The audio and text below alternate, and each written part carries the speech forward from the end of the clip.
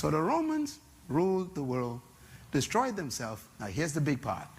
The Roman Empire did not fall by invasion. It fell by disintegration. Disintegration means it fell apart, like a piece of cake that just broke up in little pieces. That's how the Roman Empire fell apart. All you just broke up. And what happened was everybody scrambled for power.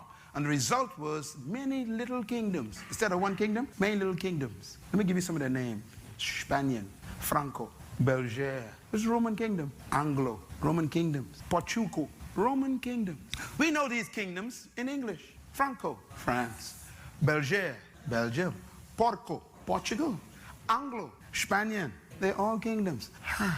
They are all Romans. They are all Romans. So their psyche, their mentality, ingrained. We were chosen by the gods to rule anybody who don't have our traits. They were chosen by the gods to be our servants and our slaves.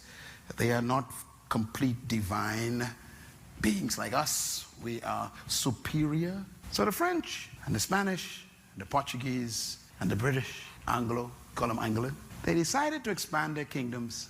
So they came to Africa and the Caribbean, and we call it colonization. Colonization is the expansion of Greek leadership philosophy. So going to Africa and bringing slaves over as merchandise was easy. Why? Big nose, big lip, dark skin, beezy head, black eyes. I found 1 million servants, they say.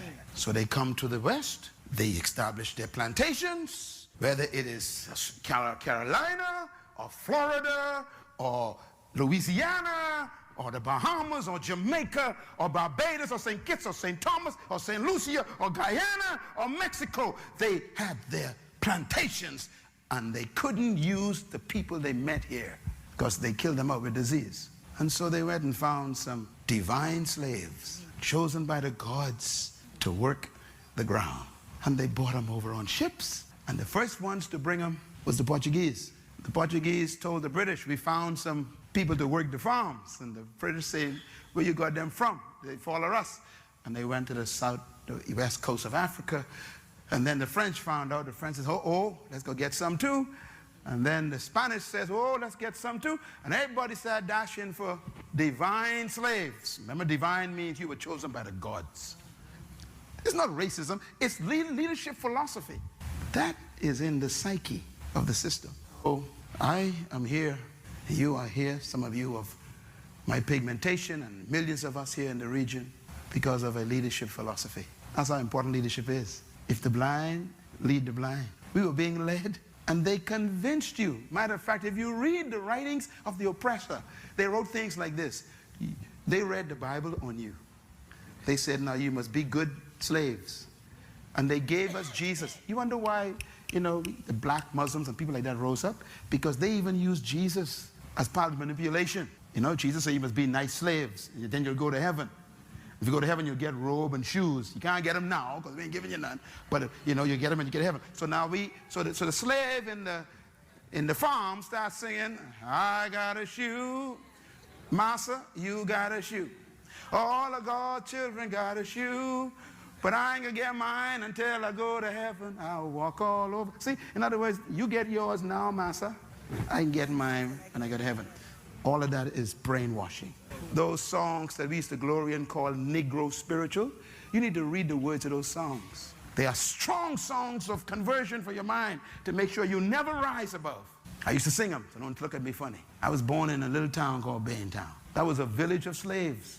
I'm trying to show you where leadership problems come from. So for 394 years, they ruled these islands, and they made all of us believe you were born to clean my house. You were created to plant my corn. You were sent by God to wash my clothes and cook for my children. And so there we were stuck in the back room. Oh, by the way, you know, you ain't got no charisma, so you must be seen and not heard. You see, that's part of the system. So you're supposed to work, but no one's supposed to see you.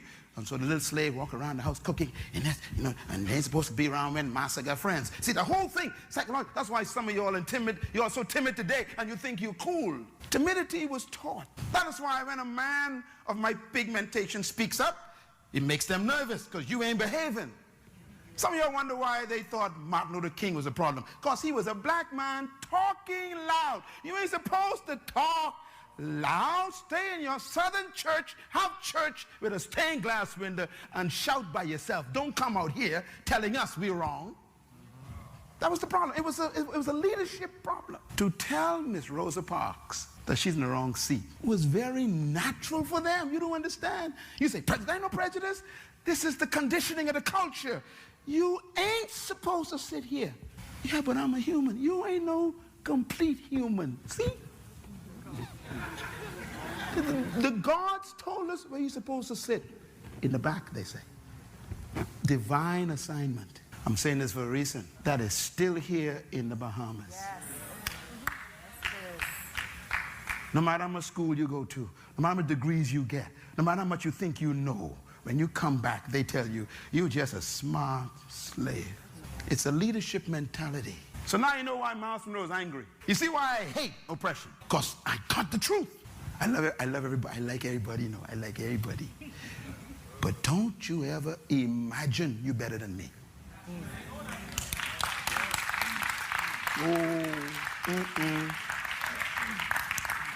You think you're better? I draw a line. Cross that.